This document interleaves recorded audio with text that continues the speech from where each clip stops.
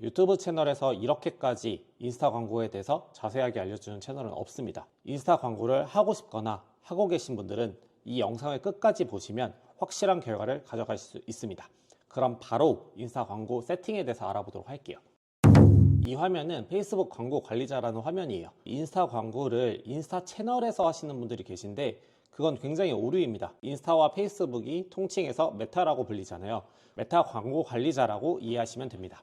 그래서 메타 광고 관리자 내에서는 세부적인 항목들까지 다 볼 수 있기 때문에 우리가 인스타 광고 그리고 페이스북 광고를 메타 광고 관리자로 반드시 해야 하는 이유가 이 부분에 있습니다.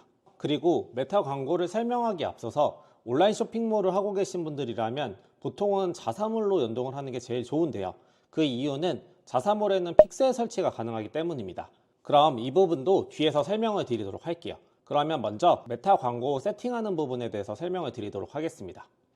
메타 광고는 크게 인지도, 트래픽, 참여, 잠재 고객, 앱 홍보, 판매가 있는데요. 쇼핑몰을 하시는 분들이라면 대부분은 트래픽 아니면 판매를 합니다. 트래픽은 우리 광고 소재가 많이 클릭될 수 있도록 유도하는 광고입니다. 그리고 판매는 상대적으로 구매를 할 것 같은 사람들에게 우리 광고 소재를 많이 보여줘 라는 광고예요. 다만 트래픽 같은 경우에는 조금 낮게 형성이 되는 영향이 있죠. 실제로 구매를 할 것 같은 사람들에게 보여주는 광고보다는 상대적으로 다양한 사람들에게 노출을 시킬 수 있기 때문에 CPC가 조금 저렴하다라고 보시면 돼요. 판매 같은 경우에는 실제 내가 판매를 이끄는 게 목적이다 하면 비중을 상대적으로 트래픽보다는 판매에 많이 두는 게 좋겠죠.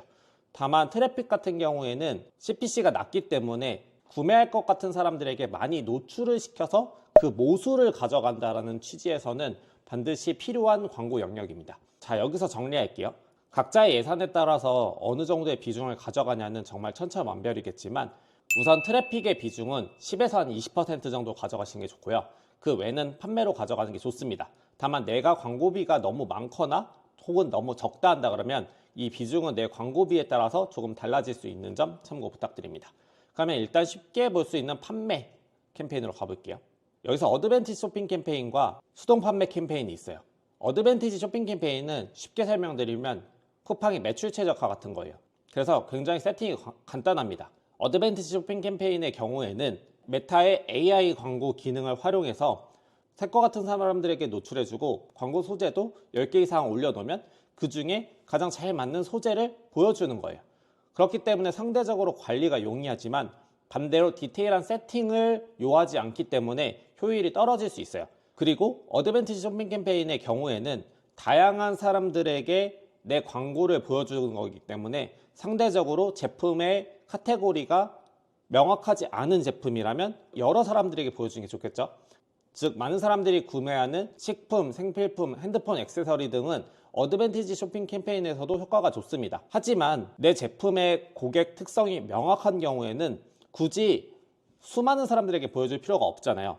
타겟이 명확한 제품의 경우에는 수동 판매 캠페인으로 세팅을 하시는 게 좋습니다. 제가 여러 카테고리를 세팅하면서 느낀 바는 실질적으로는 어드밴티지 쇼핑 캠페인도 해보고 수동 판매 캠페인도 해보면서 내 제품이 어디에서 더 효율이 좋냐 이걸 판단하셔야 돼요. 내 예산이 충분하다면 저는 절반 정도 어드밴티지 쇼핑 캠페인에 세팅을 하고 나머지는 수동 판매 캠페인에 세팅하는 것을 권장드립니다. 어디서 더 효과가 좋을지 모르기 때문인데 만약에 내가 예산이 충분하지 않다 그러면 수동 판매 캠페인으로 먼저 세팅하는 것을 권장드려요. 그러면 수동 판매 캠페인으로 가볼게요. 위에서 아래로 내려가면 캠페인에서는 크게 제가 경매와 판매를 세팅을 했기 때문에 크게 건드릴 요소는 없고 어드밴티지라는 부분이 들어간다면 다 AI에게 맡긴다라고 보시면 돼요. 여기 내에서의 이제 어드밴티지라는 의미는 앞에서 어드밴티지 쇼핑 캠페인의 의미가 아니라 부분의 영역들을 어드밴티지로 가져갈 건지 AI에 맡길 거냐. 예를 들어 내가 어드밴티지 캠페인 예산을 설정한다 그러면 나의 일 예산은 2만 원이지만 여기서의 한도를 AI에 맡기겠다라는 의미예요. 25,000원이 될 수도 있고 15,000원이 될 수도 있고 조정의 폭을 AI에게 맡기겠다라는 얘기겠죠. 다만 내가 처음이라 그러면 이런 AI에게 캠페인을 맡기는 게 부담이 된다 한다면 어드밴티지 캠페인 예산을 끄는 형태로 진행을 하시면 됩니다. 그러면 사실 실제로 캠페인에서는 크게 세팅을 할 건 없고요. 캠페인 다음에 이제 광고 세트로 가보겠습니다.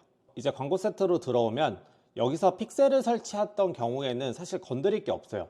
왜냐하면 자연스럽게 내 웹사이트에 연동을 시킬 거다라는 부분이기 때문에 픽셀을 설치해 주셔야 하는데, 이런 식으로 카페 입사를 하시는 분들을 기반으로 알려드릴게요. 그럼 판매 채널에 페이스북에 이제 페이스북 채널이 있고요. 여기에 픽셀 설정하기로 가시면 사실 굉장히 간단해요. 여기에서 요구하는 정보들만 입력을 하면 자연스럽게 픽셀이 설치가 되고 자사몰에 픽셀이 연동이 됩니다. 그렇기 때문에 자사몰이 있는 게 좋습니다. 자사몰이 있어야지 결국에 내 픽셀이 들어가고 이 데이터를 기반으로 리타게팅을 할 수 있고, 그 리타게팅들을 기반으로 내가 확실한 데이터를 갖고 계속해서 광고비 조정이라든지 광고 소재 변경 등을 시도할 수가 있죠.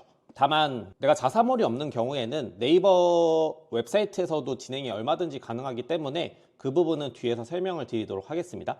그러면 이어서 설명을 드릴게요. 이 예산을 내가 얼마나 설정할지는 매출의 몇 퍼센트를 할 건지에 대해서 정하시면 돼요. 만약에 내가 매출이 1,000만 원이 목표거나 현재 1,000만 원이 매출이라고 하면 광고비 예산으로 약 10%를 쓴다고 할게요. 그러면 이제 100만 원이 내 예산이고, 그렇게 되면은 약 33,000원 정도의 금액을 일 예산으로 쓸 수 있죠. 그러면 여기서 만약에 내가 하나의 캠페인이나 광고 세트만 돌린다고 하면 이렇게 33,000원으로 세팅을 해주시면 됩니다. 그리고 타겟 관리, 여기에도 지금 어드밴티지 타겟이 들어가 있는데 내가 더 디테일하게 타겟을 설정할 수 없기 때문에 여기서 원래 타겟 이렇게 들어갑니다. 그러면 원래 타겟으로 한번 가볼게요. 만약에 30, 40대를 위한 제품을 판다고 한다 그러면 여기서 이제 30대에서 49세 이런 식으로 선택을 할 수 있고, 30, 40대 남성을 위한 거다 라고 하고 상세 타겟팅의 내용을 넣는다고 해볼게요. 저는 30, 40대 남성의 운동용품을 팔고 싶어요. 그러면 운동이라든지 헬스라든지 이런 정보들을 더 넣어주시면 돼요.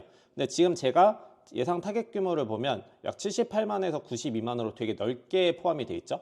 그러면 이 부분을 좀 더 좁힐 수도 있는 거예요. 만약에 연령을 한번 더 좁혀볼게요. 30대를 타겟으로 하겠다 하면은 자연스럽게 50만에서 59만. 그래서 이런 식으로 내가 특성에 맞춰서 타겟을 조금 더 추가할 수 있고요.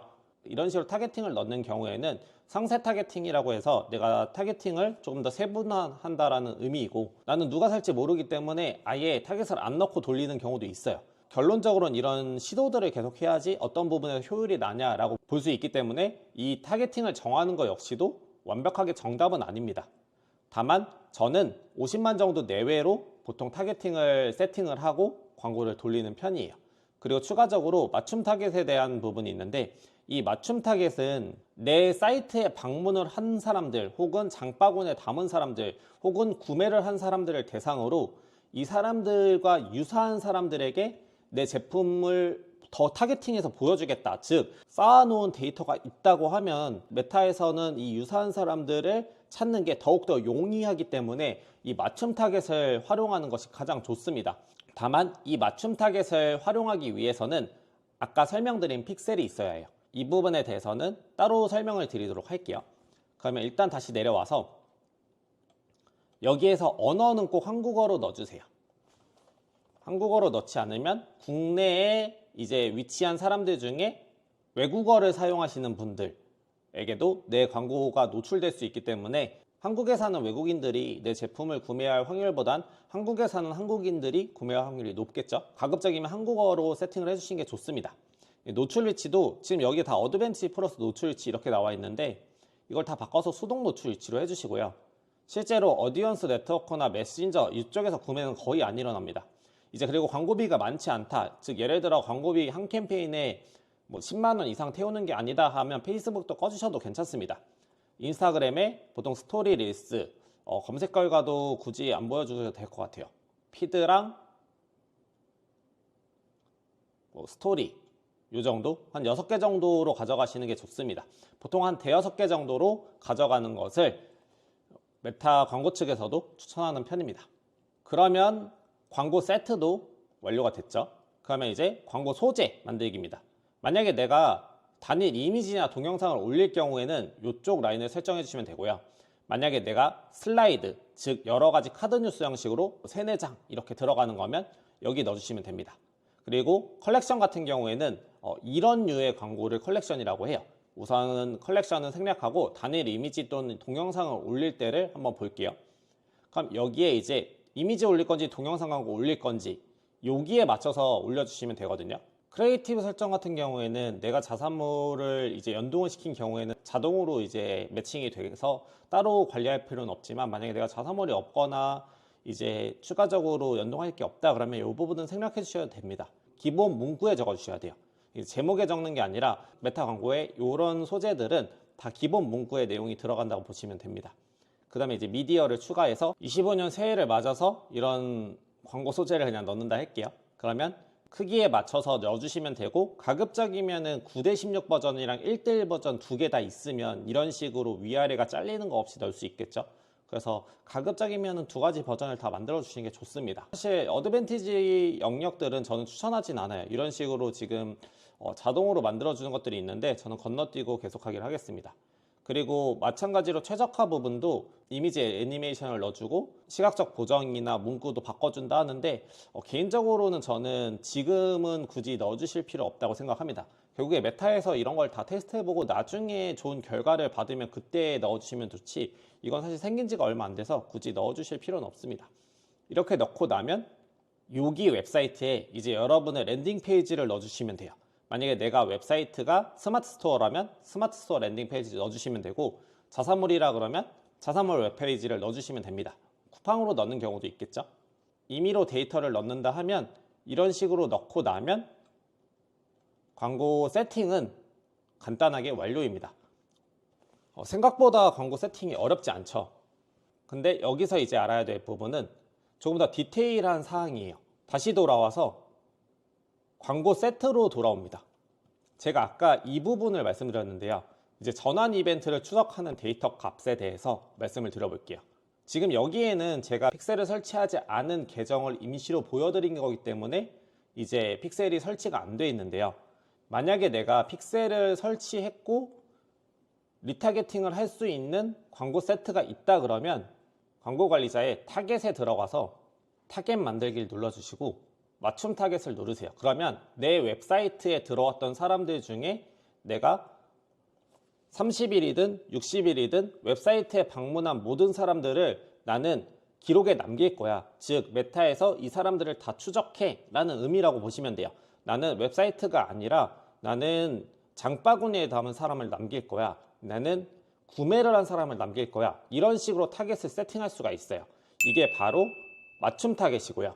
맞춤 타겟은 근데 상대적으로 모수가 적겠죠. 아무래도 내가 광고비를 엄청 많이 쓰는 게 아니라면 들어올 수 있는 사람들이 한계가 있기 때문에, 그럼 여기서 이제 만들 수 있는 게 유사 타겟이에요. 제가 30일 동안 구매한 맞춤 타겟에 대한 데이터들이 있다고 하면은 이 데이터들이 계속 모일 거예요. 그럼 이 데이터를 가지고 우리 웹사이트에서 30일 동안 구매한 사람들의 데이터가 쌓이겠죠? 그럼 이 쌓인 데이터를 가지고 비슷한 성향을 가진 사람들을 찾아줘 라는 게 바로 유사 타겟이에요. 이 비슷한 사람의 타겟이 예를 들어 1%다. 1% 비슷한 사람 찾아줘 하면 20만 명. 만약에 내가 3% 비슷한 사람을 찾아줘 하면은 60만 명. 이런 식으로 타겟을 다양화할 수가 있어요. 그래서 보통은 1% 유사 타겟, 1에서 3% 유사 타겟, 3에서 5% 유사 타겟 이런 식으로 만들기도 합니다. 이런 식으로 내가 만약에 타겟을 모았다라고 하면은 아까 광고 세트 영역에 이 타겟에 넣는 부분에 이런 식으로 내가 타겟팅을 더 상세하게 넣을 수가 있어요. 그렇기 때문에 리타겟팅을 할 수 있는 거고 비슷한 타겟들을 계속해서 찾아갈 수가 있죠. 근데 여기서 만약에 나는 자사몰이 없고 난 네이버로 돌리는데 어떻게 해야 돼? 라고 질문을 주신다면 이 웹사이트 주소를 NT 파라미터 값을 넣어주시면 돼요. 스마트 스토어 통계에 마케팅 분석, 사용자 청의 채널 이렇게 들어가면 이제 저는 스마트 스토어로 메타 광고를 거의 안 돌리기 때문에 이 값이 거의 없지만 제가 측정한 데이터 값을 통해서 예를 들어 결제 금액이 얼마나 일어났는지 이렇게 볼 수가 있어요. 그러면 이걸 가지고 내가 예를 들어서 광고비를 5만 원을 썼는데 20만 원의 매출이 나왔다 하면 로아스가 400%다 라고 얘기를 할 수가 있는 거죠. 다만 네이버는 리타게팅이나 이런 데이터 값을 보는 게 어려운 이유 중에 하나가 네이버에서는 이 데이터 값을 메타에 공유하지 않기 때문이에요. 쿠팡은 더더욱 공유하지 않죠. 그렇기 때문에 내가 메타 광고를 하고 싶은데 이런 식으로 당장 자사몰을 만들기 어렵다 하면 처음에 네이버의 NT 파라미터 값을 이용해서 메타 광고를 한번 돌려보시고 그 다음에 여기서 매출이 일어나네? 그러면 이 광고 효율이 있네 라고 판단이 되면 자사몰로 넘어가면 더욱 쉽게 자사몰에서 광고를 활용할 수 있겠죠. 내가 이미 광고 소재 만들어 봤고 그 만들어 놓은 광고 소재를 가지고선 웹사이트만 자사몰로 바꿔주면 되기 때문에 훨씬 용이하고, 저 역시 처음에는 스마트 스토어에서 메타 광고를 활용하다가 이제 아예 다 자사몰로 넘긴 상태예요. 다시 메타 광고로 돌아와서 서두에 설명드린 다양한 캠페인들이 있는데, 이 캠페인의 예산을 정확하게 얼마를 넣어야 된다고 하는 게 굉장히 어려운 이유 중에 하나가 각자마다 광고비가 다르고 그 광고비를 어떻게 쓰냐도 다르고 또 어떤 카테고리를 하냐에 따라서 실제 효율적인 캠페인이 조금 달라요. 예를 들어 어드밴스 쇼핑 캠페인이냐 수동 판매 캠페인도 어떤 카테고리냐에 따라 다르기 때문에 이 부분이 사실은 조금 어렵게 느껴질 수 있습니다. 그렇기 때문에 궁금한 사항들은 댓글에 남겨주시기 바라고, 더욱더 구체적으로 상담을 원하실 경우에는 아래 하단에 브랜딩으로 연락 주시면 저희가 쇼핑몰 컨디션 상태를 확인 후 상담해 드리는 부분도 가능하니 많은 연락 부탁드립니다. 그리고 여기서 더 중요한 것 중에 하나는, 보통 메타 광고는 내가 10개 소재를 만들어도 그 중에 사실 터지는 소재는 한두 개고 일반적으로 터지는 소재에 광고가 몰리게 됩니다. 가장 중요한 거는 광고 소재를 잘 만드는 게 중요합니다. 실제로 저도 메타 광고에 대행료가 아니라 제가 스스로 쓴 비용이 억대가 넘습니다. 이렇게 광고비를 쓰면서 느낀 점은 광고 소재가 제일 중요합니다. 즉 광고 세팅을 어떻게 하냐도 굉장히 중요하지만 그 앞단의 광고 소재가 좋지 않으면 아무리 광고를 잘 돌려도 좋은 효율을 가져가기 어렵기 때문에 광고 소재 제작에 대한 꿀팁은 다음번 영상에서 또 준비해서 설명드리도록 하겠습니다. 오늘은 메타 광고 세팅 방법에 관해서 알려드렸습니다. 여기서 메타 광고 세팅을 얼마나 더 효율적으로 하는지, 그리고 광고 소재를 어떻게 잘 만들 수 있을지에 대해서도 다음 영상을 통해 말씀드리도록 하겠습니다. 다음 영상을 위해 구독, 좋아요, 알림 설정 부탁드리고 25년 새해 복 많이 받으시길 바랍니다. 긴 영상 시청해주셔서 감사드리며 행복한 한 해 되시길 바랍니다. 감사합니다.